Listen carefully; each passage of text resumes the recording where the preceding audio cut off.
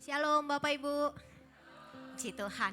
Sebentar lagi kita akan memulai ibadah kita. Mari kita siapkan hati kita mendengarkan Voice of Pentecost, membacakan Mazmur 91 dan deklarasi Pentakosta ketiga. Tuhan Yesus memberkati.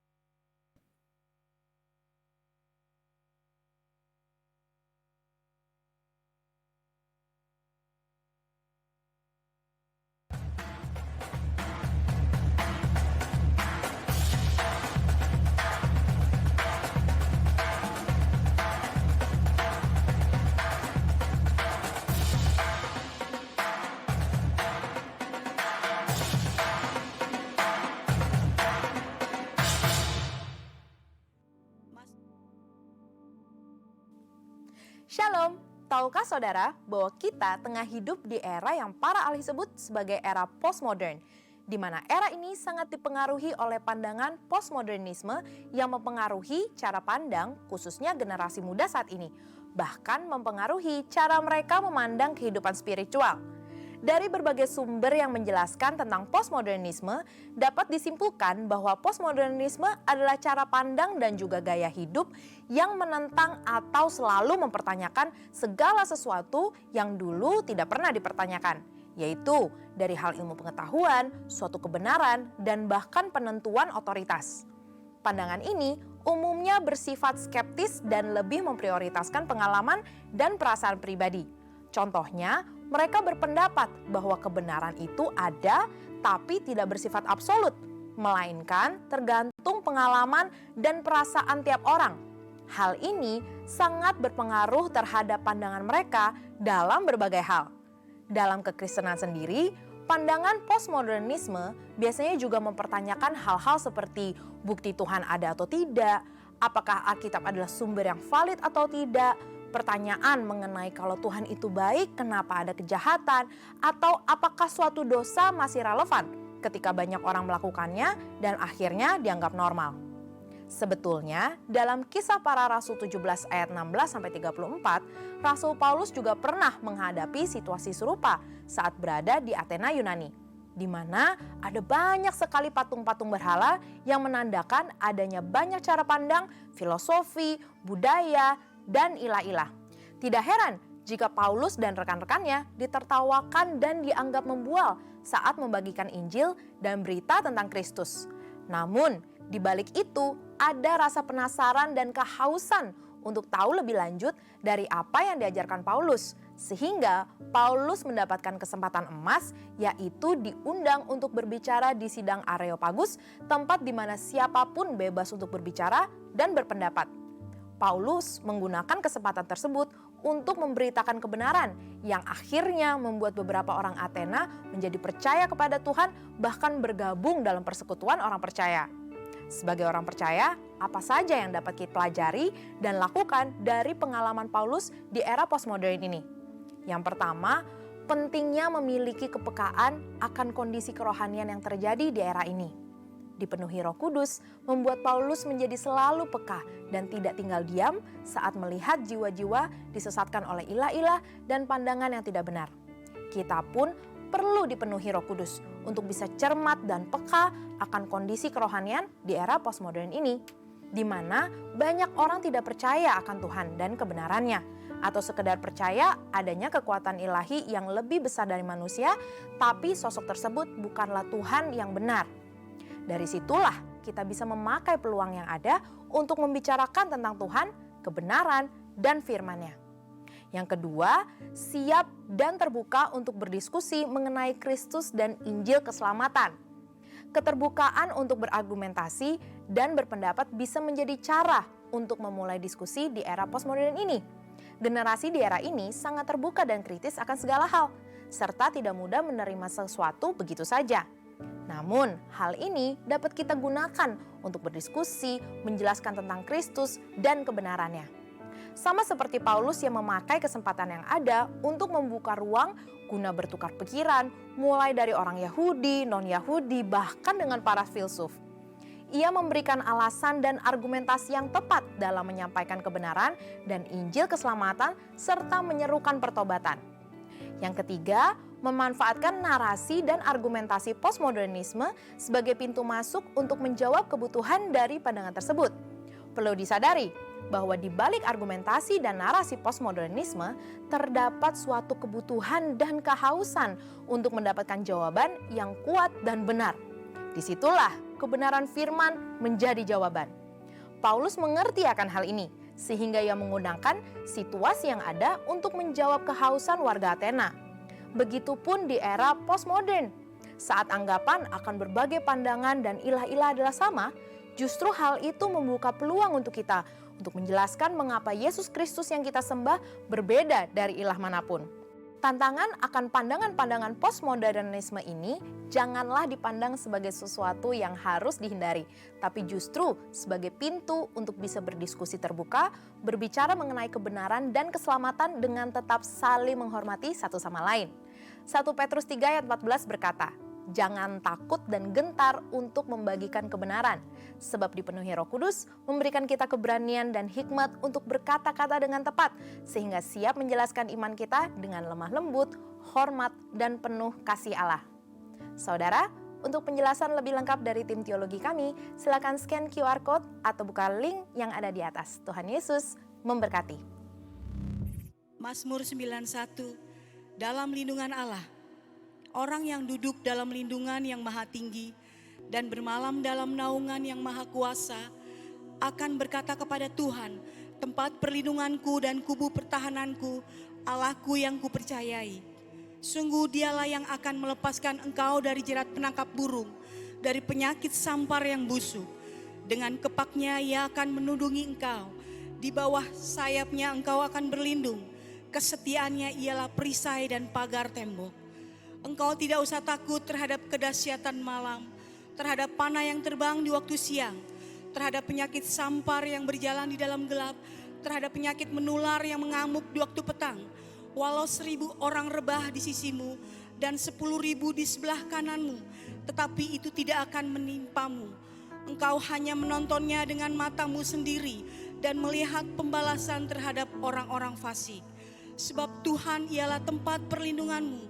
Yang maha tinggi telah kau buat tempat perteduhanmu. Malapetaka tidak akan menimpa kamu, dan tulah tidak akan mendekat kepada kemahmu. Sebab malaikat-malaikatnya akan diperintahkannya kepadamu untuk menjaga engkau di segala jalanmu. Mereka akan menatang engkau di atas tangannya, supaya kakimu jangan terantuk pada batu. Singa dan ular tedung akan kau langkahi, engkau akan menginjak anak singa dan ular naga. Sungguh hatinya melekat kepadaku, maka aku akan meluputkannya, aku akan membentenginya, sebab ia mengenal namaku. Bila ia berseru kepadaku, aku akan menjawab, aku akan menyertai dia di dalam kesakan, aku akan meluputkannya dan memuliakannya. Dengan panjang umur akan kukenyangkan dia dan akan kuperlihatkan kepadanya keselamatan daripadaku. Amin. Apa yang dimaksud dengan Pentakosta ketiga? 1. Pentakosta ketiga adalah pencurahan Roh Kudus yang dahsyat di zaman ini melebihi yang terjadi di Azusa Street. 2. Pentakosta ketiga akan mengakibatkan penuaian jiwa yang terbesar dan yang terakhir sebelum Tuhan Yesus datang kembali. 3. Pentakosta ketiga akan membangkitkan generasi Yeremia, yaitu anak-anak muda yang dipenuhi Roh Kudus, cinta mati-matian kepada Tuhan Yesus, tidak kompromi terhadap dosa, dan akan bergerak untuk memenangkan jiwa. 4. Pentakosta ketiga lahir di Indonesia dan bergerak ke bangsa-bangsa. Gerakan ini dari timur ke barat dan akan kembali ke Yerusalem. 5. Pentakosta ketiga akan memberikan kuasa untuk menyelesaikan amanat agung, dan setelah itu Tuhan Yesus datang kembali. Haleluya. Haleluya. Mari Bapak Ibu kita boleh bangkit berdiri bersama-sama. Berikan tos kanan kirinya, katakan Tuhanlah kekuatan kita. Haleluya. Mari bertepuk tangan bersama Bapak Ibu Saudara.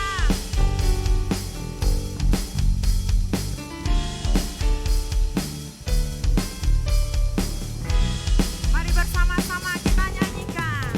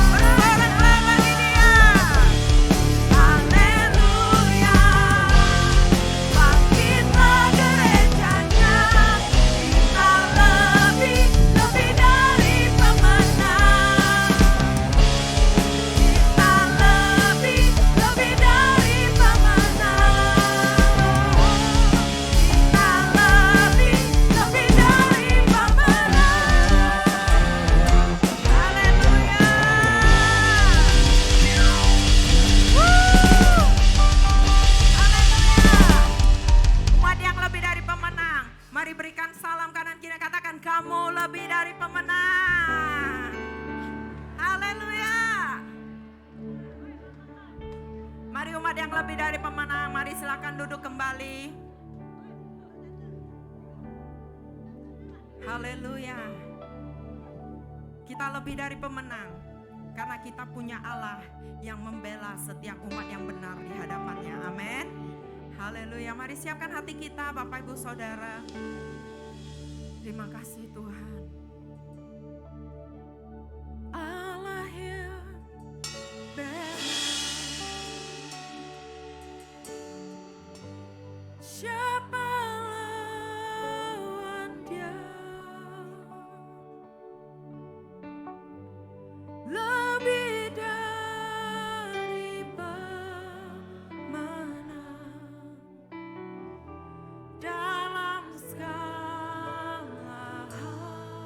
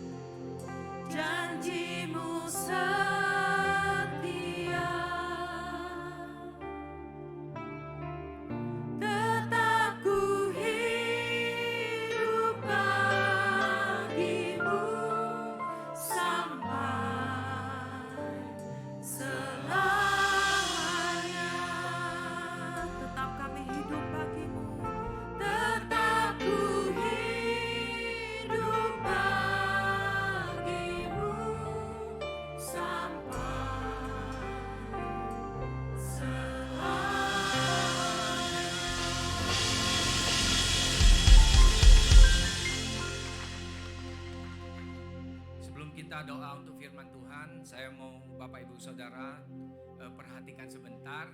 Nah, Bapak Ibu Saudara, ada dua peristiwa yang penting di dalam kehidupan kita sebagai manusia dan orang-orang Indonesia.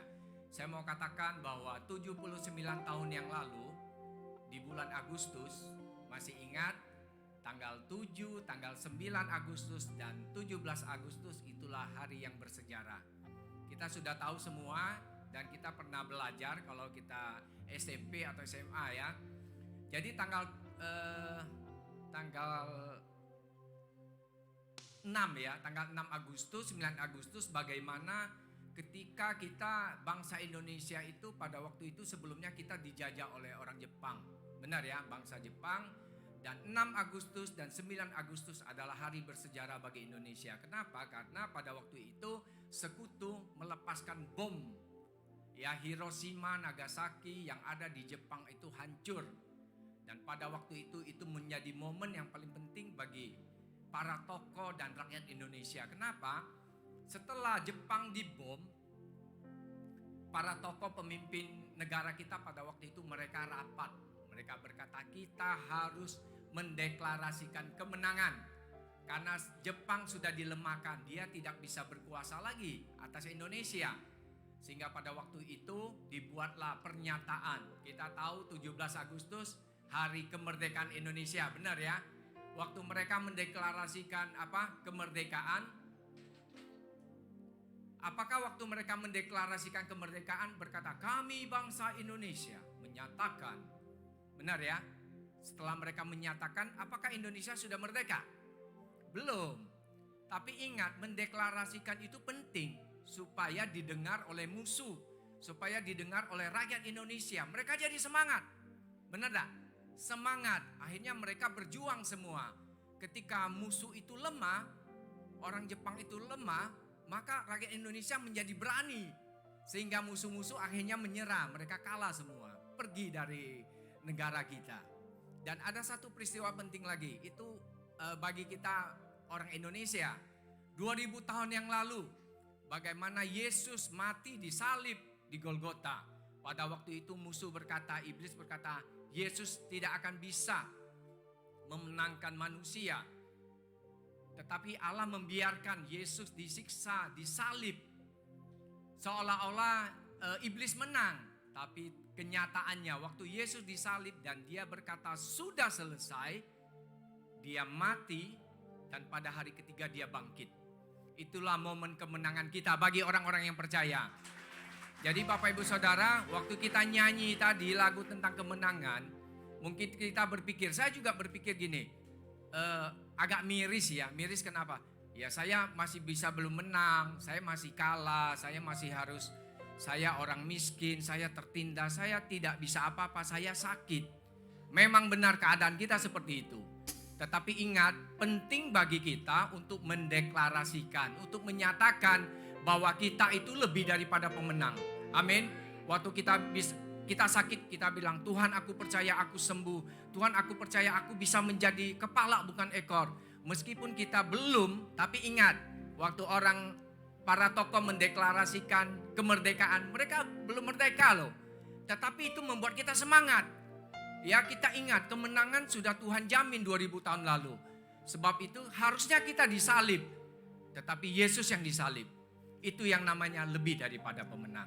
Saya mau kita sekali lagi nyanyi lagu ini. Allah yang bela, terus nanti kita berdoa. Oke?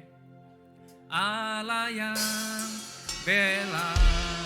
Nyanyikan dengan iman Bapak Ibu Saudara. Siapalah lawan dia. Ingat kita lebih dari pemenang. Lebih dari pemenang. Dalam segala hal. Katakan dengan iman, ku pasti dapat. Ku pasti dapat. Ku pasti dapat lakukan semua. Yesus yang beri kekuatan. Oh terpujilah namanya. Katakan dengan dapat. Ku pasti dapat. Engkau pasti dapat.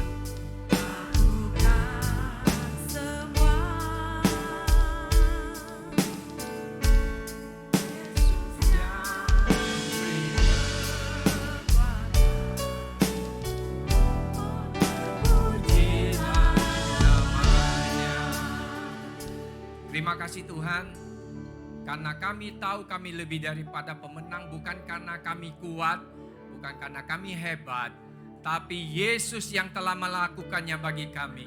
Kami menang karena Yesus yang memberikan kami kemenangan. Terima kasih Tuhan, meskipun kami yang datang hari ini seperti bulu yang patah terkulai, tapi Yesus datang, Dia tidak akan memutuskan bulu yang terkulai itu.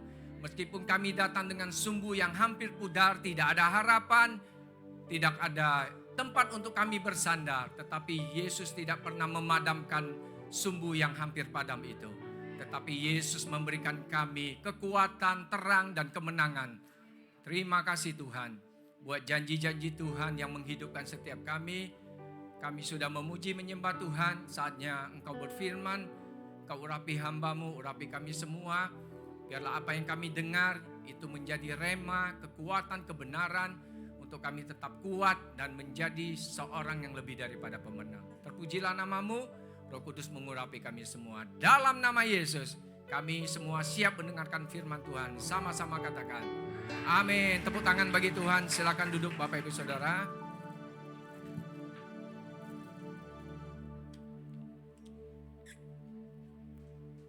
Shalom semuanya. Ya, saya sekali lagi sangat senang, masih belum terlambat, 1 tahun sudah kita tidak bertemu. Tahun lalu saya ke sini, 2023, ini tahun baru kan? Berarti sudah 1 tahun. Ya, saya ucapkan dulu selamat tahun baru 2024 bagi semua jemaat GBI Raja Wali.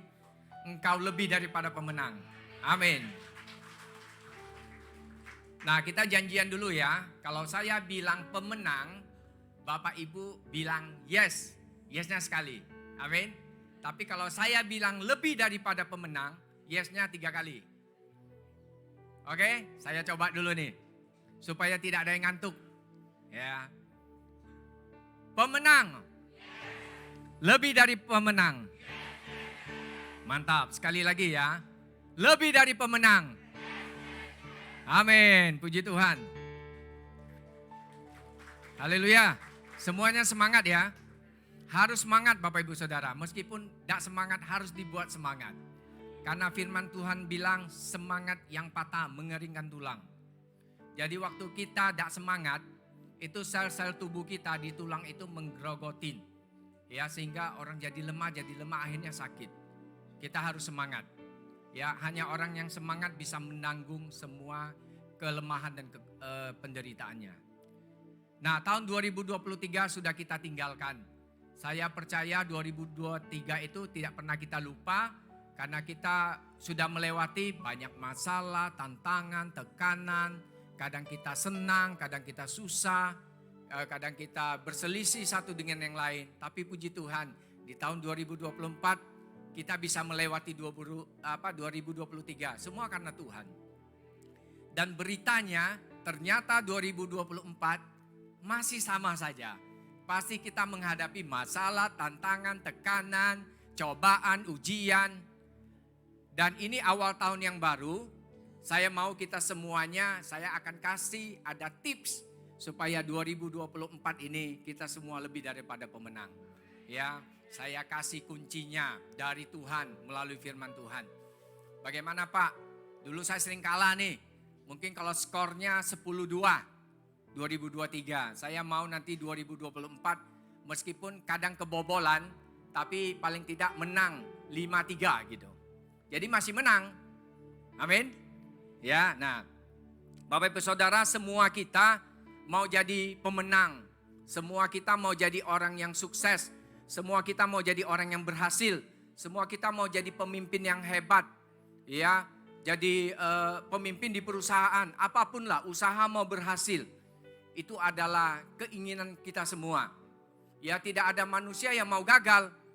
Semua kita di sini pasti mau sukses. Tapi kadangkala waktu berjalan, kita sering mengalami jalan buntu. Kadang kita gagal. Dan apa yang harus kita lakukan ketika kita gagal? Ya, apa yang harus kita lakukan supaya kita bisa sukses? Nah, sukses yang hari ini bukan saja ketika kita dalam dunia usaha, tetapi Tuhan mau kita sukses karena kita melakukan kehendak Tuhan. Ya, puji Tuhan. Nah, tema firman Tuhan hari ini adalah lebih daripada pemenang. Tolong, more than conquerors, ya. Nah, saya mau kasih beda dulu antara pemenang dengan lebih dari pemenang. Ya, saya ibarat pemenang di sini. Kalau pemenang artinya adalah orang yang menang bertanding. Ya, dia berhasil mengalahkan musuh, saingan, sehingga dia menang. Contoh kita lagi berlomba, kita perlu lomba lari. Kita pasti ada beberapa orang. Di garis start sama-sama lari, ada 10 orang. Tetapi yang lari paling cepat, dialah pemenang. Waktu pemenang menang, dia pasti dapat apa? Dia pasti dapat reward, dapat piala, dapat hadiah. Nah, kemarin waktu saya datang ke sini, saya harusnya naik travel, tapi puji Tuhan, saya bertemu dengan Peter dan William, akhirnya saya ikut mereka ya ke Palembang. Dan Bapak Ibu Saudara, mereka adalah pemenang. Peter, William pemenang. Kenapa saya bilang pemenang? Karena mereka ke Jambi, ada usaha di situ, mereka harus kerja, mengatur orang-orang di situ. Dan waktu mereka pulang nanti kerja lagi, setelah kerja di akhir bulan apa yang mereka dapatkan? Dapat upah. Benar tidak? Dia dapat upah. Itulah mereka yang namanya pemenang. Ya, jadi tahu ya pemenang. Nah, tapi lebih daripada pemenang beda lagi Bapak Ibu Saudara. Tolong diklik judulnya dulu. Nah, saya mau katakan gini. Setelah mereka akhir bulan dapat gajian, kemudian dia ajak istrinya, ajak anak-anaknya makan. Ayo Mi, ayo anak-anak kita makan di restoran. Kemudian ke restoran, mau makan apa saja boleh. Mau makan seafood, puyung hai, apapun bisa makan. Ya, waktu mereka makan, saya mau tanya dulu, siapa yang bayar? Siapa yang bayar? Suaminya yang bayar. Istri anak-anaknya menikmati. Saya mau katakan suaminya pemenang, istri anak-anaknya lebih daripada pemenang. Amin. Mereka tidak berusaha, mereka hanya berdoa, berkati suamiku, mereka kerja, berkati anak-anakku.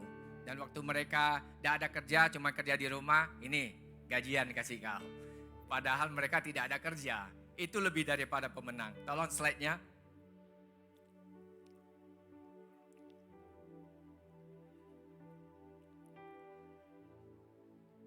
Oh ya, oke ya. Nah, ini seperti ini. Suami kerja, istri kerja, dapat rezeki. Tetapi waktu suami kerja, istri pun tidak ada kerja, tidak masalah. Karena suaminya sudah bisa mencukupin, maka istrinya lebih daripada pemenang. Ya, oke, next. Nah, saya mau jelaskan ini foto. Kita sudah tahu, ini adalah foto di mana Yesus disalib di antara dua penjahat. Benar ya? Dua penjahat disalib karena mereka melakukan kejahatan. Tetapi Yesus disalib, dia tidak melakukan dosa. Dia tidak, sedangkan di pengadilan saja oleh Pontius Pilatus tidak mendapatkan bukti bahwa Yesus bersalah. Cuman karena dia takut kepada rakyat, akhirnya Yesus sendiri disalib, diganti oleh Barabas, seorang penjahat. Tetapi apa yang Yesus lakukan? Ini adalah untuk kita semua. Amin. Untuk mendapatkan surga, Bapak Ibu Saudara tanpa Yesus, meskipun Bapak Ibu Saudara berbuat amal yang terbaik, memberi ke dinas sosial, apapun yang Bapak Ibu lakukan, itu tidak bisa membuat kita untuk bisa masuk ke surga. Karena firman Tuhan katakan kebaikan manusia itu seperti kain kotor. Manusia tidak bisa masuk surga tanpa ada yang membawanya ke surga. Agama hanya mengajarkan bagaimana manusia itu mencari Tuhan. Tetapi kekristenan di dalam Yesus, Allah turun menjadi manusia untuk mencari kita. Kita tidak mampu, tetapi Yesus mampu untuk lakukan bagi kita. Amin. Itulah sebabnya hari ini kita bisa sehat, bisa memuji Tuhan. Kenapa kita bisa seperti ini? Kenapa waktu nanti kita mati, kita masuk surga, Yesus berkata, barang siapa percaya kepadaku, ia akan masuk di dalam kekekalan. Kenapa bisa seperti itu? Apakah Bapak Ibu Saudara dengan melakukan yang baik masuk surga? Tidak bisa. Tetapi Bapak Ibu Saudara bisa masuk surga karena Yesus sudah lakukan bagi Bapak Ibu Saudara. Itu yang namanya lebih daripada pemenang. Kita tidak usah disalib supaya kita masuk surga. Kalau semua harus masuk surga disalib, saya percaya di antara kita pun ngeri. Benar ya, menanggungnya itu ngeri. Tetapi Yesus sudah lakukan semua. Jadi kita bersyukur kepada Tuhan karena Yesus sudah melakukannya bagi kita. Saya nanti sore akan bicara tentang bagaimana kita harus bangga memiliki Yesus. Mungkin di luar banyak orang berkata, ya Yesus kan manusia. Kenapa dia bisa mati? Saya akan jelaskan nanti sore bagaimana Yesus kita itu hebat. Ya, kalau Bapak Ibu Saudara punya Yesus, itulah kebanggaan kita semua. Ya, jangan lepaskan Yesus. Kenapa orang sering melepaskan Yesus? Karena mereka tidak tahu siapa Yesus. Saya mau tanya ya di sini, misalnya ada Jeko, Andreas, dia tidak mungkin tidak mengakui bapaknya ini bapaknya. Benar tak? Kalau orang lain mungkin saja tidak percaya. Tapi ini sudah mengikutinya lama. Dia tahu bapaknya kerja bagaimana supaya mereka besar. Memelihara mereka sampai mereka besar dan berhasil. Dia kenal bapaknya. Jadi waktu kita kenal Yesus, sungguh-sungguh mengenal Tuhan. Maka apapun tidak bisa menghalangi kita untuk tidak ada di dalam kasih Yesus. Benar tidak? Kita kenal dia. Kalau kita kenal, maka susah kita untuk melepaskan dia. Itulah sebabnya Bapak Ibu Saudara, kita perlu belajar Alkitab, kita perlu berdoa supaya kita bisa paham Tuhan itu siapa. Perlu belajar supaya kita mengerti tentang Tuhan. Amin. Oke, next. Nah, saya akan kasih contoh ada 2 peristiwa supaya Bapak Ibu Saudara tahu sebenarnya apa itu lebih dari pemenang. Pak, berarti kita tidak usah kerja ya Pak ya, lebih daripada pemenang. Maksudnya bukan itu. Kita tetap kerja, tapi pakai cara Tuhan. Amin. 2023 sudah kita jalanin, mungkin kita banyak tidak berhasil daripada berhasil. Hari ini saya mau katakan kita harus pakai cara Tuhan. Cara Tuhan biasanya bertentangan dengan logika. Caranya sangat beda. Saya akan kasih contoh, ada beberapa contoh di Alkitab. Yang pertama, kalau kita lihat foto ini, sebagian kita sudah tahu. Ini foto tentang apa? Ini bicara tentang tembok Yeriko. Jadi waktu Yosua dipanggil Tuhan, menyeberang sungai Yordan, menggantikan Musa, membawa orang Israel akan masuk ke negeri perjanjian, sampailah mereka di seberang sungai Yordan. Ketika mereka melihat tembok Yeriko, saya mau kasih tahu Bapak Ibu Saudara bisa search di Google, tembok Yeriko adalah satu tembok. Jadi ada kota Yeriko namanya itu sekitar 4 hektar, di lahan 4 hektar. Dan tembok itu, kota itu namanya kota Yeriko karena dikelilingi tembok. Hanya ada satu pintu kalau orang mau masuk ke kota itu. Dan tahukah Bapak Ibu Saudara, tembok itu bukan seperti tembok rumah kita. Paling tebal 30 cm. Tetapi tembok itu terdiri dari 2 lapis. Ya, lapis pertama kurang lebih 2-3 meter. Lebarnya loh. Terus nanti tembok yang di dalam ada jarak lagi sekitar 4-5 meter, ada tembok lagi. Dan tembok yang di dalam lebih tebal, bisa 4-6 meter. Itulah sebabnya dikatakan Rahab tinggal di atas tembok. Jadi ada rumah di atas tembok. Berarti luas, lebar. Dan apa yang terjadi, Tuhan berkata kepada Yosua, aku serahkan ke tanganmu Yeriko beserta rajanya dan pahlawan-pahlawannya yang gagah perkasa. Nah, waktu Tuhan berkata begitu, temboknya masih ada enggak? Masih ada. Pasti takut. Tetapi Tuhan luar biasa. Kalau kita mau ikut Tuhan, dengarkan misalnya datang, Pak Acin, aku akan memakai engkau dahsyat. Engkau akan banyak menjadi berkat bagi jiwa-jiwa. Engkau akan memberkati. Tapi Tuhan, aku tidak ada apa-apa Tuhan. Contoh ya, ini contoh. Taat saja. Nanti Tuhan yang akan lakukan. Amin. Seperti itu Bapak Ibu Saudara. Kalau dikatakan, ingat AI sembuh, Koko sembuh. Bagi Tuhan tak ada yang mustahil. Tapi aku masih sakit Pak Pendeta. Percaya dulu. Amin. Nah lihat. Waktu Yosua mendengarkan firman Tuhan itu, dia percaya kepada Tuhan. Tolong diklik slide-nya.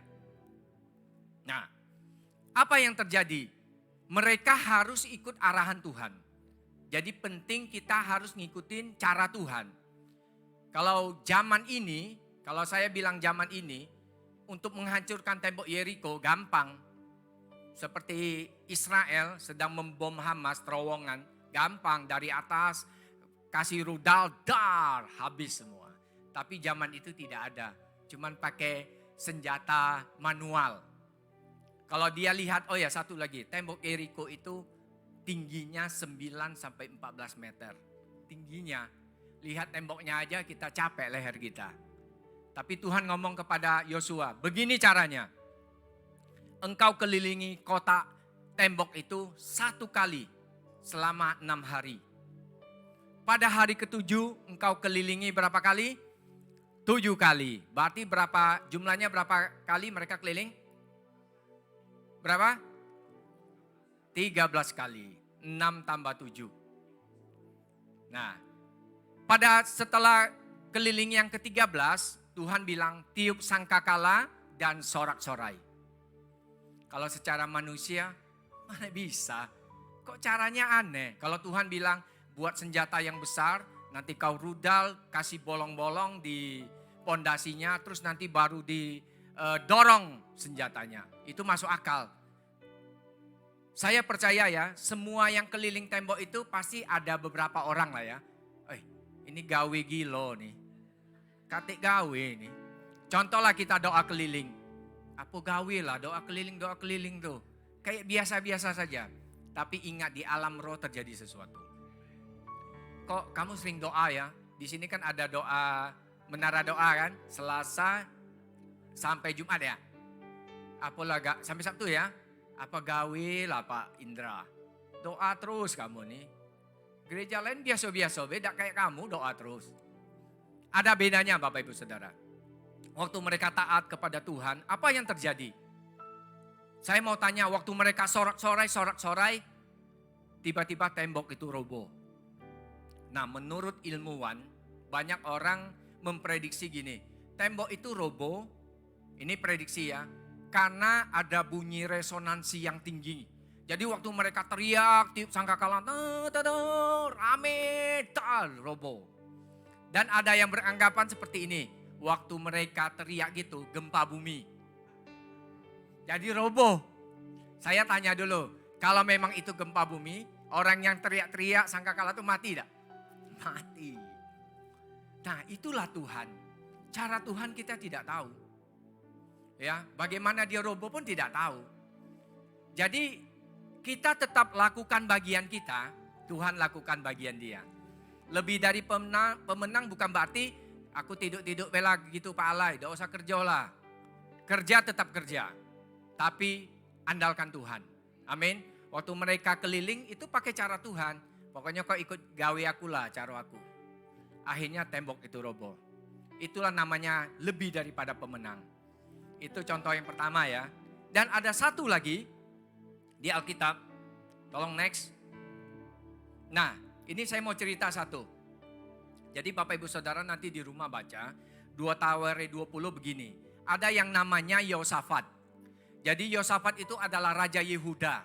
Ya, Raja Yehuda. Suatu kali perwiranya datang. Dia berkata begini. Tolong bacakan. Bisa Lina tolong baca. 2 Tawarik 20 ayat 2. Datanglah orang memberitahukan Yosafat, suatu laskar yang besar datang dari seberang laut Asin, dari Edom, menyerang tuanku. Sekarang mereka di Hazezon Tamar, yakni En-Gedi. Ya, jadi suatu kali waktu Yosafat jadi raja, dia takut akan Tuhan. Ada laporan bahwa ada 3 kerajaan yang akan menyerang. Waktu dia dengar gitu dia takut. Kenapa? Karena pasukan yang datang itu kumpulan dari raja-raja mau menyerang Yosafat. Mereka mau mengusir Yosafat. Apa yang dilakukan Yosafat? Yosafat takut. Ingat ya, kita semua bisa takut. Tapi Tuhan mau kita jangan ketakutan. Amin. Takut boleh, saya juga sering takut. Tapi jangan ketakutan. Karena firman Tuhan bilang, aku memberikan kepadamu bukan roh ketakutan. Jadi ketakutan itu ada rohnya. Kalau Bapak Ibu sering ketakutan, itu minta supaya dilepaskan. Karena itu sering membuat engkau takut. Oi kaget kalau aku naik motor gini tumbuh rowong dak yo? Kaget kalau aku balik malaman ada apa-apa dak yo? Kaget anak aku cemana ya di situ? Boleh takut tapi jangan ketakutan. Serahkan misalnya anak kita, aku serahkan ke dalam tangan-Mu Tuhan, Engkau pelihara dia Tuhan. Selesai, engkau tidak takut. Tidak boleh ketakutan. Nah waktu Yosafat takut, kita pakai cara dia. Dia datang kepada Tuhan. Dia ngomong dengan Tuhan apa? Tuhan, ini kami umat-Mu. Engkau kan janji dulu, kami akan menguasai banyak negeri. Tapi lihatlah Tuhan. Dia bilang lihatlah Tuhan. Tolong diklik. Ini pasukan yang datang semua. Terus diklik. Klik. Dia berdoa. Ketika Yosafat berdoa, apa yang terjadi? Tuhan tidak ngomong dengan Yosafat. Kadang kita gini, waktu kita berdoa, kok Tuhan tidak jawab doa aku ya? Kok Tuhan tidak ada respon? Tapi ingat Bapak Ibu Saudara, cara Tuhan kadang bukan cara kita. Kita maunya gini, Pak Cin aku doa supaya Pak Cin tolong aku lah Pak Cin. Itu cara kita. Tapi Tuhan bisa, bukan Pak Cin ternyata yang dipakai Tuhan. Orang lain yang dipakai Tuhan. Dan apa yang terjadi? Waktu dia berdoa, dia takut, dia mengajak semua penduduk Yerusalem berdoa. Tiba-tiba ada roh Allah memenuhi satu orang Lewi. Jadi orang Lewi adalah seperti imam. Dia memenuhi, dia berkata begini, tolong baca Lina. 2 Tawarik 20 ayat 17. Dalam peperangan ini tidak usah kamu bertempur. Hai Yehuda dan Yerusalem, tinggallah berdiri di tempatmu dan lihatlah bagaimana Tuhan memberikan kemenangan kepadamu. Janganlah kamu takut dan terkejut. Majulah besok menghadapi mereka. Tuhan akan menyertai kamu. Amin. Jadi apa yang Tuhan bilang? Kamu tinggal berdiri di tempatmu. Hebat ya Tuhan. Kamu berdiri saja. Kau lihat aku akan memberikan kemenangan. Tapi bukan hanya tinggal berdiri. Dia bilang apa? Majulah besok. Kalau kita sedang takut menghadapi sesuatu. Aku tidak mau gawe lagi lah. Aku sudah patah hati semangat. Bukan itu. Aku hanya doa. Pokoknya ikut doa terus di gereja. Aku tidak mau kerja. Salah itu. Tuhan mau doanya tetap ikut. Kerjanya mulai jalan lagi. Amin. Karena waktu kita memulai lagi bersama Tuhan. Tuhan bilang aku akan memberikan engkau kemenangan. Jadi tinggal artinya bukan kita pasif. Tapi kita aktif. Ya kita aktif. Kalau ikut Tuhan aktif. Tuhan aku mau sehat, aku mau apa. Ayo melayani Tuhan, pasti sehat. Ya. Nah, majulah besok aku akan menyertai. Tolong diklik. Silakan Nah. 2 Tawarik 20 ayat 24. Apa yang terjadi setelah itu? Ketika orang Yehuda tiba di tempat peninjauan di padang gurun, mereka menengok ke tempat laskar itu. Tampaklah semua telah menjadi bangkai berhantaran di tanah. Tidak ada yang terluput. Ya, ini ayat 24. Kalau Bapak Ibu Saudara baca 2 Tawarik 20 ini, ayat 22 berkata gini. Ketika mereka mulai bersorak-sorai dan menyanyikan nyanyian pujian, dibuat Tuhanlah penghadangan terhadap Bani Amon Moab dan orang-orang dari pegunungan Seir yang hendak menyerang Yehuda sehingga mereka terpukul kalah. Apa yang Tuhan buat terhadap bangsa ini? Begini, waktu 3 bangsa ini mau menyerang Yehuda, Tuhan membuat penghadangan. Begini, jadi orang Amon Moab tiba-tiba menganggap orang pegunungan Seir itu musuhnya. Mereka saling bunuh. Waktu setelah bunuh, mereka bunuh-bunuhan lagi. Dan ayat 24 katakan begini, waktu Tuhan bilang majulah, kau pergi lihat. Waktu mereka datang ke lembah itu, apa yang mereka dapatkan? Bukannya prajurit yang rame, semua sudah menjadi apa? Semua jadi bangkai. Mereka berperang enggak orang Israel ini? Mereka tidak perang loh. Ini tandanya lebih daripada pemenang. Amin. Kalau kita mau ikut cara Tuhan, kita terus berjalan, seolah-olah tidak masuk akal. Kok pakai doa saja ya Tuhan? Kok hanya memuji menyembah? Tapi ikutinlah cara Tuhan. Maka Tuhan pasti memberikan kita kemenangan. Amin. Tepuk tangan bagi Tuhan. Haleluya. Saya akan kasih kuncinya, ada 2 kunci. Next. Ya, Dina tolong baca. Roma 8 ayat 37, tetapi dalam semuanya itu kita lebih daripada orang-orang yang menang oleh Dia yang telah mengasihi kita. Nah, ini tulisan Rasul Paulus. Sebelum ayat ini nanti ada tertulis bagaimana Paulus mengalami banyak kesengsaraan, di penjara, akhirnya dia mati.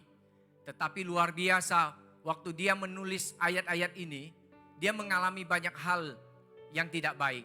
Kenapa dia bisa ngomong, tetapi kita lebih daripada orang menang. Ayat kuncinya yang terakhir, oleh Dia yang mengasihi kita. Jadi kalau kita bilang kita anak Tuhan, meskipun kadang aku menghadapi banyak masalah, katakan kepada dirimu, aku lebih daripada pemenang karena Yesus pasti menolong saya. Itu yang harus kita lakukan. Saya kasih 2 kunci, bagaimana kita lebih daripada pemenang. Ya, yang pertama, silakan Lina. Andalkan Tuhan. Cirinya rendah hati. 2 Tawari 20 ayat 12. Ya Allah kami, tidakkah Engkau akan menghukum mereka? Karena kami tidak mempunyai kekuatan untuk menghadapi laskar yang besar ini yang datang menyerang kami.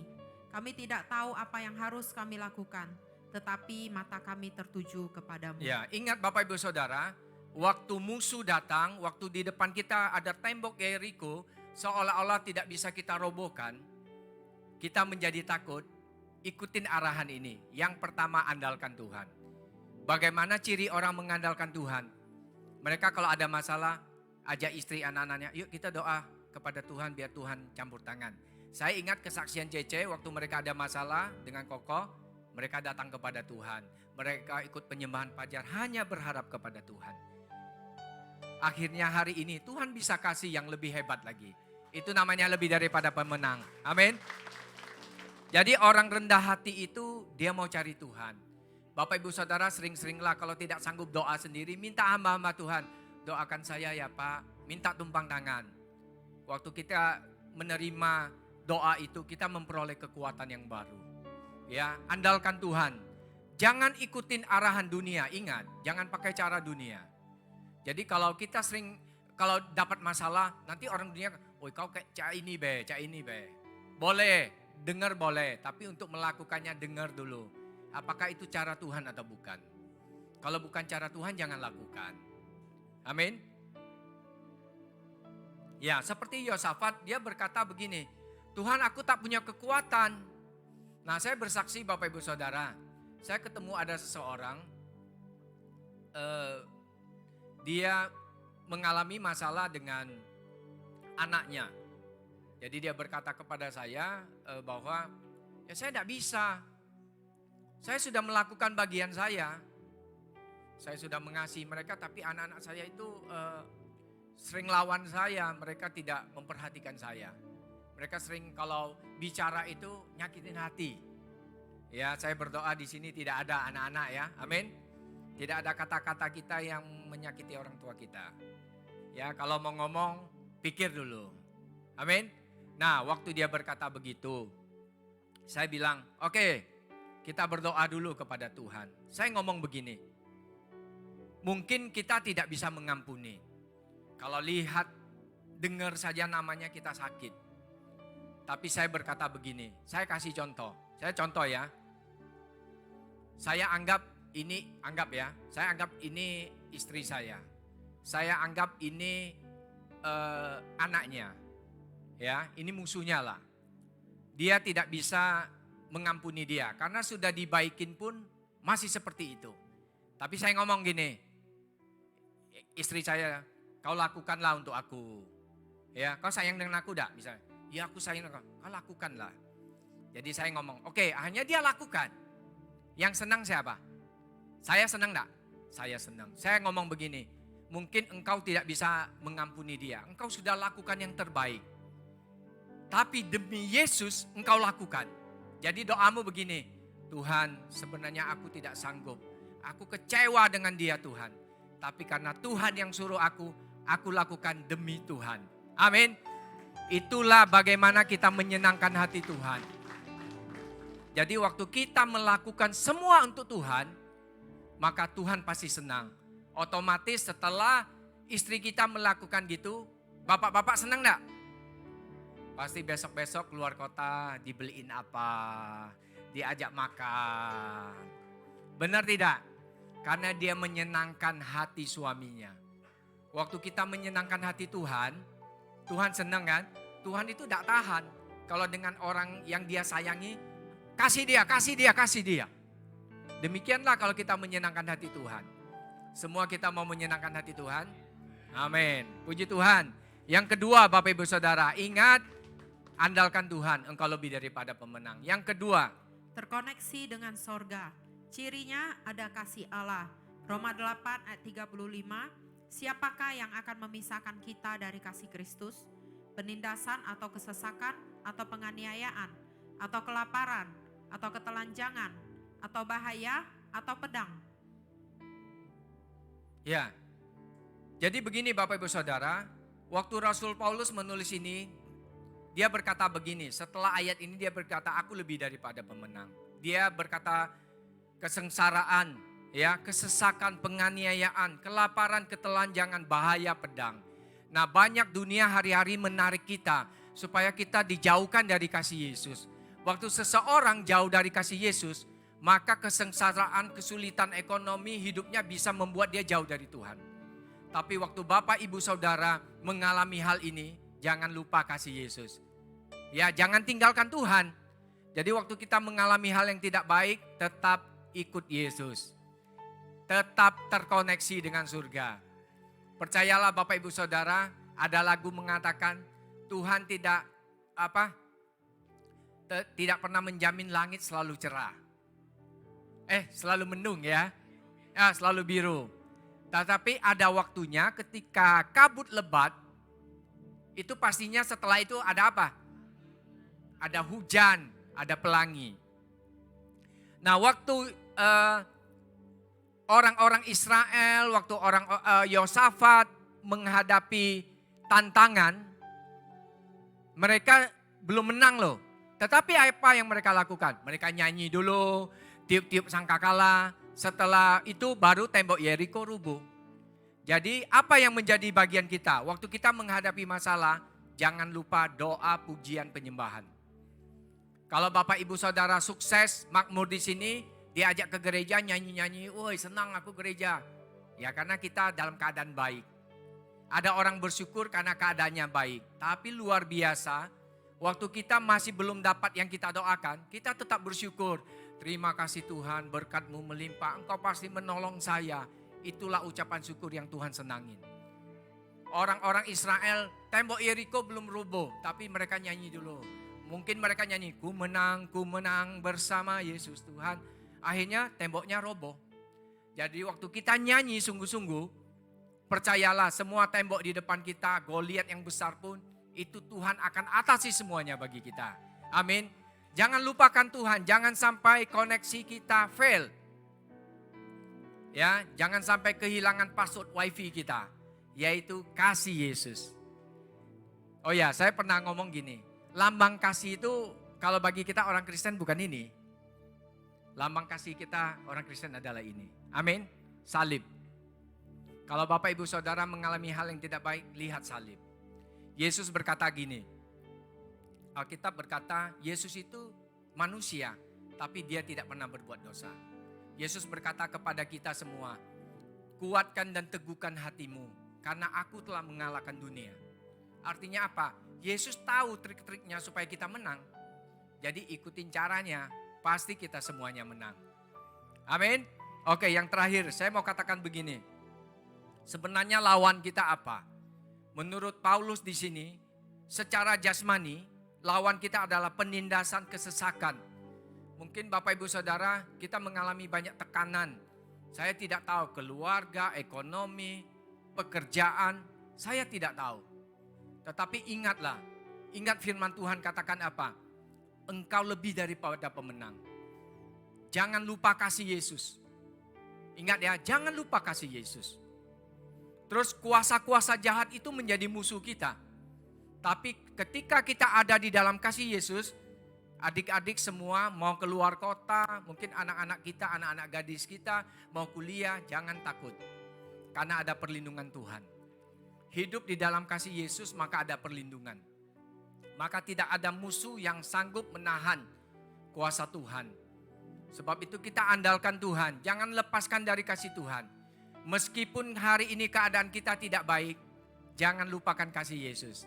Tetaplah engkau bersyukur, bersyukur, bersyukur, bersyukurlah, bersyukur karena kasih setiamu.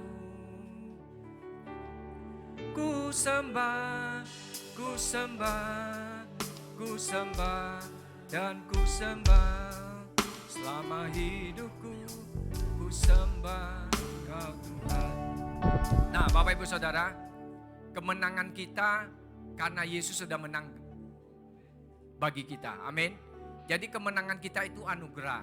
Dan ingat kalau kita sudah dapat keselamatan, keselamatan itu gratis enggak? Gratis, kita masuk surga gratis. Modalnya percaya Yesus, ikut Tuhan sungguh-sungguh masuk surga. Tetapi ingat yang gratis itu bukan murahan. Jangan coba-coba sering. Kan Tuhan ngampuni dosa, aku buat dosa lagi. Nanti pasti Tuhan ngampuni aku dosa. Benar, Tuhan pasti mengampuni dosa kita. Tapi jangan sampai waktu kita buat dosa, kita mati dulu sebelum mengaku. Masuk neraka kita. Jangan coba-coba. Tuhan mengampuni dosa kita. Tapi jangan mainkan kasih karunia. Ya. Aku tolong kau terus, tolong tetap aku mengampuni. Tapi tiba-tiba waktu kita melakukan dosa kita mati. Tidak sempat bertobat. Lebih baik kita cepat-cepat bertobat dulu. Amin. Jadi saya mengakhiri di sini. Mazmur 121. Mazmur 121 ceritanya tentang Tuhan penjaga Israel. Di ayat 5 dikatakan, Tuhanlah penjagaku, Tuhanlah naunganku di sebelah tangan kananku. Arti tangan kanan apa? Saya percaya Pak Presiden, Gubernur, mereka punya asisten. Waktu mereka berjalan, ada yang salah dikit, diperbaiki gitu. Dia selalu menjaga. Nah, Tuhan berkata, aku ada di sebelah tangan kananmu. Berarti dia selalu menyertai kita. Kita tidak usah takut. Amin. Kalau hari ini kita takut, kita datang kepada Tuhan. Tuhan mendengarkan setiap doa yang tulus. Jadi Bapak Ibu Saudara, kalau berdoa kepada Tuhan, doanya harus tulus. Kalau Bapak Ibu Saudara mengalami hal apa, doa saja. Tuhan, aku ini sebenarnya tidak sanggup. Tolonglah aku Tuhan. Tuhan mau doa yang seperti itu. Ya, doa yang keluar dari hati itu yang didengar Tuhan. Jangan tidak kuat. Ya Tuhan terima kasih Tuhan, padahal mau minta tolong Tuhan. Tapi tidak jujur dengan Tuhan, tidak akan ditolong. Kalau kita tidak sanggup kita ngomong saja, aku tidak sanggup Tuhan, tapi aku percaya Tuhan sanggup. Jadi Bapak Ibu Saudara, saya mau pagi hari ini untuk melewati 2024. Semua jemaat yang sudah hadir melewati tahun ini, semua lebih daripada pemenang. Meskipun suatu kali kita mengalami kegagalan, jangan salahkan Tuhan. Kadang engkau jalan salah, Tuhan sebenarnya membuat engkau belok. Jangan di situ terus. Ya, pakai cara Tuhan. Kalau kita tidak tahu bagaimana cara Tuhan, datang kepada Tuhan, nyanyi. Nyanyi, muji Tuhan, nanti Tuhan kasih hikmat. Dia akan kasih kita jalan. Amin, puji Tuhan. Mari kita bangkit berdiri.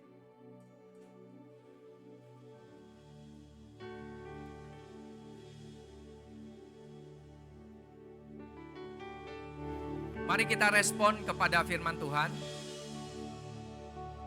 Ada dua hal yang harus kita lakukan supaya kita lebih daripada pemenang. Saya juga rindu, saya juga mau mengalami bagaimana Yosua bisa membawa orang Israel merobohkan tembok Yeriko. Hal itu mustahil. Tapi ketika kita ikutin arahan Tuhan, mengandalkan Tuhan, maka tembok itu akan roboh. Yang kedua, kita juga mau seperti Yosafat. Meskipun musuh terlalu banyak, harusnya kalah. Tapi dia bisa menang hanya dengan cara Tuhan. Kami mau semua yang mendengarkan firman Tuhan hari ini, memasuki awal tahun ini 2024. Waktu kami mau bangkit menjadi terang, kami harus menjadi seorang pemenang. Bahkan janji Tuhan, engkau lebih daripada pemenang. Tuhan, kami janji, kalau sepanjang 2023 kami mengandalkan kekuatan kami, tahun ini kami mau mengandalkan Tuhan. Kami mau terkoneksi dengan Tuhan. Kami mau tinggal di dalam kasih Yesus. Karena Tuhan janji, aku akan memegang engkau dengan tangan kananku. Aku akan memberikan engkau kemenangan. Ingat, kemenangan kita adalah karena Tuhan yang melakukan. Terima kasih. Mari angkat tangan kita. Kita katakan Yesus memegang tangan. Yesus memegangku dengan tangan kananmu. Yesus memberiku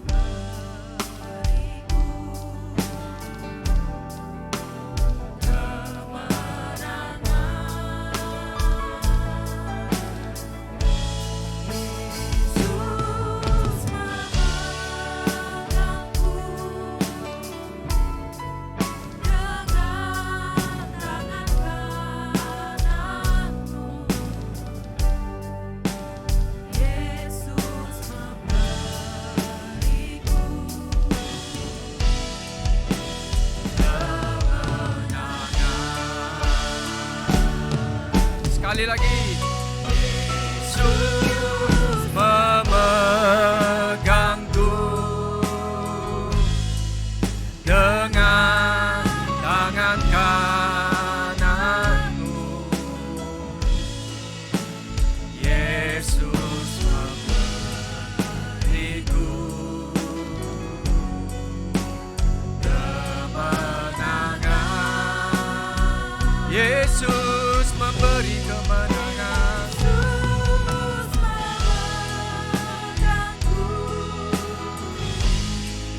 Dengan kanan kananmu. Yesus memberiku kemenangan. Yesus memberiku kemenangan. Terjadilah bagi kami semua kemenangan. Yesus memberiku kemenangan. Yesus memberiku kemenangan. Sorak-sorai. Haleluya. Haleluya. Saya mau kita saat ini, kalau ada suami istri, engkau bergandengan tangan. Kalau ada anak dengan orang tua, engkau bergandengan tangan. Kalau ada teman-teman yang datang sesama jenis, bergandengan tangan. Mari berdoa kepada Tuhan. Saya percaya Tuhan menaruh sesuatu rema di dalam hatimu. Berkata kepada dirimu, keluargamu, bisnismu, apapun. Tuhan, kami lebih daripada pemenang. Bersama keluarga kami, bersama gerejamu sepanjang tahun ini. Gerejamu akan menjadi terang ya Tuhan. Karena kami semua ini pemenang, lebih daripada pemenang. Terima kasih Tuhan. Hamba berdoa untuk setiap keluarga. Kami tidak pernah sendiri. Ibu-ibu, bapak-bapak yang sudah sendiri. Tuhan berkata engkau tidak pernah sendiri. Aku selalu memegang engkau. Engkau tidak pernah sendiri. Aku akan memberikan engkau kemenangan. Bukan karena engkau kuat, bukan karena engkau hebat. Karena engkau mengandalkan aku, maka aku akan memberikan kemenangan. Kemenangan Yesus adalah kemenangan kita orang yang percaya. Demikianlah itu terjadi bagi semua jemaatmu GBI Raja Wali. Engkau semakin dibawa Tuhan, membumbung tinggi. Engkau semakin kuat di dalam Tuhan. Dan sepanjang tahun 2024 ini, engkau akan mengalami terobosan. Engkau mengalami apa yang tidak pernah engkau lihat, dengar, bahkan timbul di dalam hatimu. Tuhan akan menyediakan, ingat, Tuhan menyediakan bagi orang yang mengasihi Dia. Kasihilah Tuhan Allahmu dengan segenap hatimu, jiwa, akal, budi, pikiranmu. Maka Tuhan akan membuat engkau terheran-heran. Tuhan akan membuat engkau tercengang-cengang. Apa yang Tuhan buat adalah dahsyat dan ajaib. Terima kasih Tuhan. Berkat dari Bapa di surga memenuhi kami semua. Kami lebih daripada pemenang. Dalam nama Yesus sama-sama katakan amin. Silakan duduk, Tuhan Yesus berkati.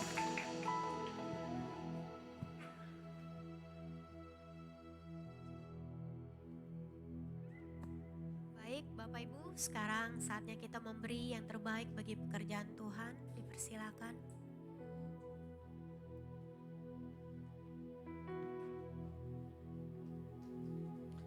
Saya percaya pada siang hari ini kita diberkati firman Tuhan. Dan pada saat ini mari kita bangkit berdiri. Kita akan memberi terbaik buat pekerjaan Tuhan di tempat ini. Saya percaya kuasa Tuhan menyertai kita dan mengurapi kita pada pagi hari ini, pada siang hari ini. Mari kita berdoa. Kami bersyukur Tuhan buat kebaikan dan kasih-Mu yang luar biasa buat kami. Di sepanjang minggu, di sepanjang awal tahun ini Tuhan Yesus, Kau berkati kami. Dan Kau beri kemenangan buat kami. Dan pada saat ini Bapa, bila kami menang Tuhan, kami akan melakukan yang terbaik untuk pekerjaan-Mu. Dan pada saat ini Tuhan, Kau melihat tangan-tangan yang terangkat Tuhan. Berkati mereka dan Kau selalu memberkati kehidupan anak-anak-Mu di tempat ini. Biar apa yang mereka tabur pada saat ini Engkau memberkati lipat kali ganda. Dan biarlah apa yang dikerjakan buatlah berhasil. Kami serahkan semua dalam tangan-Mu. Kami percaya Tuhan, pada saat yang mengembalikan perpuluhan juga Engkau berlipat gandakan apa yang Dia kerjakan Tuhan dengan baik. Kami menyerahkan dalam tangan-Mu dalam nama-Mu Yesus Kristus. Kami ingin memberi di dalam nama-Mu Bapa, Allah kami dan Allah Roh Kudus. Di dalam nama Yesus kita sama-sama katakan amin.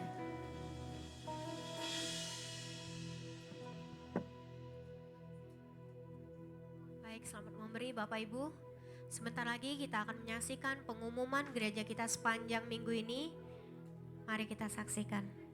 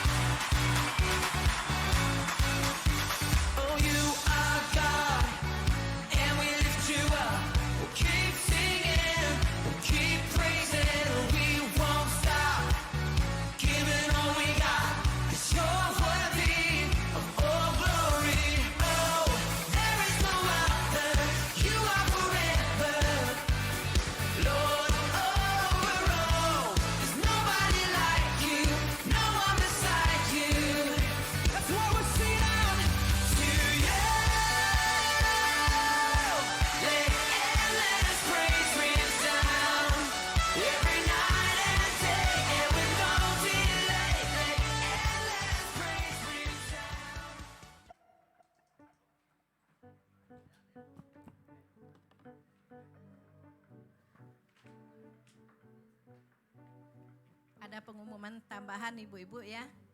WBI akan mengadakan acara Sincia bersama. WBI itu apa ibu-ibu? WBI adalah Wanita Bethel Indonesia. Ya, jadi para wanita Bethel Indonesia di tempat ini kami mengajak atau mengundang untuk datang Sincia bersama di tempat ini pada tanggal 2 hari Jumat jam 2 siang. Ya ibu-ibu, Jumat nanti jam 2 siang, hari Jumat ya, jam 2 siang. Kami menghimbau untuk ibu-ibu bisa datang ke tempat ini. Terima kasih, Tuhan memberkati. Ya baik Bapak Ibu, mari sama-sama kita akan akhiri ibadah hari ini. Kita bangkit berdiri. Kiranya Engkau memberkati aku berlimpah-limpah dan memperluas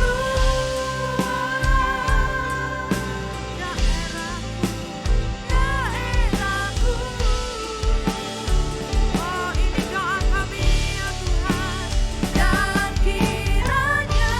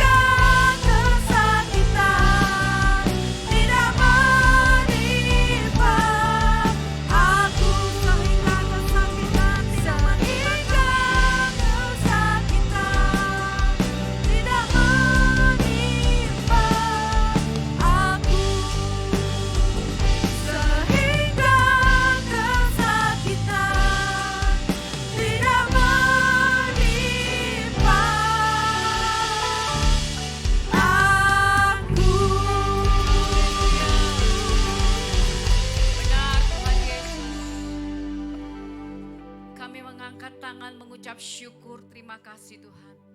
Sebab kami, anak-anak-Mu adalah lebih daripada pemenang Tuhan. Kami mengucap syukur Tuhan Yesus buat siang hari ini. Biarlah kemenangan itu Tuhan kami kerjakan setiap hari lewat pujian, penyembahan, doa, baca firman setiap hari. Sehingga kami boleh terus menang hari ke sehari Tuhan. Kami terus dibenarkan dari kebenaran kepada kebenaran. Daripada kemuliaan kepada kemuliaan. Terima kasih Tuhan buat siang hari ini. Kami mengangkat tangan memberkati hamba-Mu, Pastor Alay Husin Tuhan Yesus. Biar Kau pakai lagi lebih heran, lebih ajaib, lebih luar biasa lagi. Engkau terus menambah-nambahkan pengurapan yang baru dari tata yang maha tinggi turun mengurapi hamba-Mu ini. Kuasa Roh-Mu yang kudus terus memimpin hamba-Mu ini pergi kemanapun juga. Langkah-langkah hidupnya Engkau sertai dia. Dengan Engkau membuat dia terus berhasil dan beruntung. Sebab kemenangan itu sudah ada di dalam hidupnya Bapa. Terima kasih Tuhan, kami juga tidak lupa berdoa. Buat Bapak Pembina Rohani kami, Pastor Niko Nyoto Raharjo Tuhan. Kami mengucap syukur Tuhan sampai hari ini Tuhan. Kami boleh dibina oleh Bapak Niko Nyoto Raharjo ini. Kami memberkati kekuatan kesehatannya Tuhan. Beserta istri dan keluarga besarnya kami bawa terus ke dalam tangan Tuhan.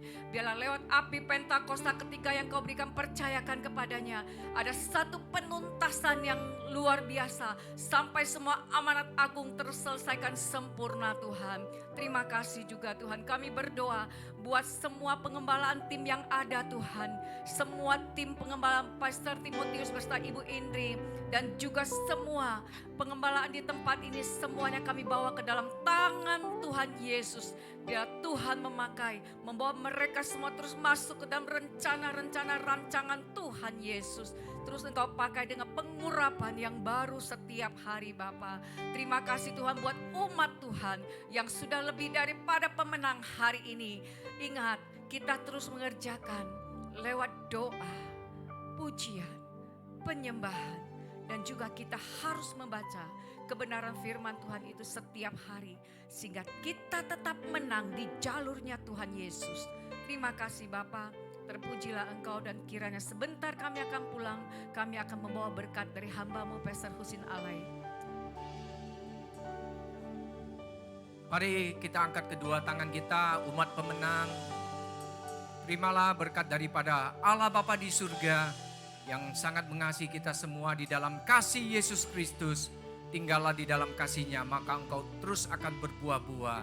Dan Allah Roh Kudus yang selalu menyertai, menuntun, membimbing, membawa kita dari satu kemenangan kepada kemenangan yang besar, yang gilang gemilang mulai siang hari ini. Bahkan sampai selama-lamanya. Umat pemenang yang sudah terima berkat, sama-sama katakan, amin. Tuhan berkati.